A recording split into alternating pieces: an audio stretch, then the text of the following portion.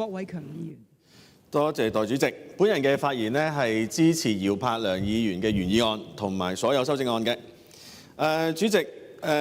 我同意其他同事所講嘅，喺而家呢，我哋嘅香港嘅旅遊業呢係面對升級轉型一個關鍵嘅時刻，咁所以呢，都感謝姚議員呢提出呢個議案俾大家討論。作為工會呢，我哋當然同意，亦都希望香港嘅旅遊呢係要有聲有色嘅。因為咧旅遊業係聯繫到酒店啦、零售啦、旅遊啦、飲食啦等等嘅行業嘅就業機會。主席，喺早幾日即係520嘅日子咧，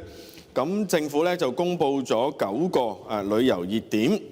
咁咧就我哋都認為呢9個旅遊熱點咧都係值得推廣嘅。咁但係呢啲其實都係硬件嘅配套亦都咧有一啲專業人士咧講咗，其實好多遊客咧嚟到香港，除咗要有硬件之外咧，其實佢哋更加關心點樣融入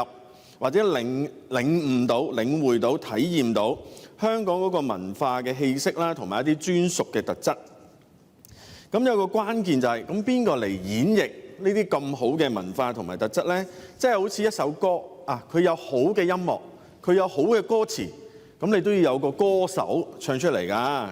咁咧，究竟而家我哋講旅遊，講來講去都淨係講旅遊熱點，我哋點令到我哋培訓多啲專業人士，特別係敬業拗業嘅從業員呢，係喺業界裏邊發揮佢嘅作用，令到我哋啲遊客唔單止嚟睇、嚟聽故事、嚟感受下個氣氛，要有我哋嘅山招牌。主席。內地咧有好多近年嘅調研咧，都提出有一啲遊客咧，即係有唔少嘅遊客啦，佢哋都係願意為咗增強嗰個體驗感咧，係願意俾錢可能去買啲服務，包括導賞或者係導遊嘅服務。咁既然大家都知道嚟港嘅遊客咧，由以往嘅高消費族群轉做而家嘅體驗團嘅一個轉變，想嚟認識香港嘅文化嘅話，其實我哋就應該要投其所好。但係好可惜咧，到目前為止呢一類訂製模式嘅一啲旅遊項目佔市場嘅百分比咧係少之又少。主席，講個例子就係咧，譬如冰島火山嘅徒步遊呢啲咧就係一啲屬於高端嘅一啲生態旅遊。咁其實如果佢按人頭收錢咧，成8000蚊港幣一日㗎。咁但係當然嗰啲冰島嘅火山團咧，冇人帶真係行唔到嘅。香港咧勝在夠方便冇乜地方話一定要有人帶。但係我哋雖然冇呢啲咁極端嘅環境啫，但係其實我哋都有啲靚嘅環境啦。譬如我嘅鄉下大澳水鄉東方威尼斯。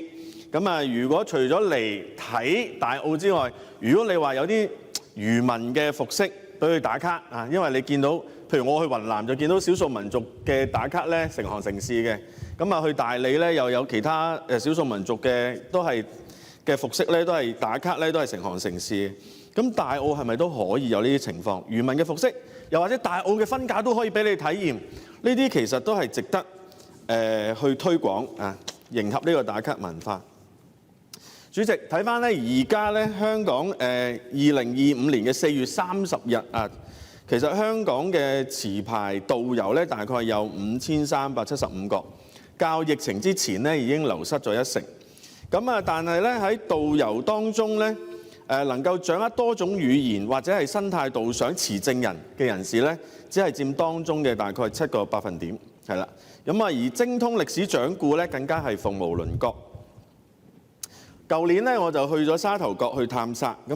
蘇萬興先生帶住咧，其實都了解咗，譬如吉澳呢個天后廟上面嗰個彩檔6個大風扇呢個故事，其實係繪形繪聲，係好有趣、好得意。咁問題就係我哋點樣盡快培訓呢一類人才，同埋令到呢一啲人才有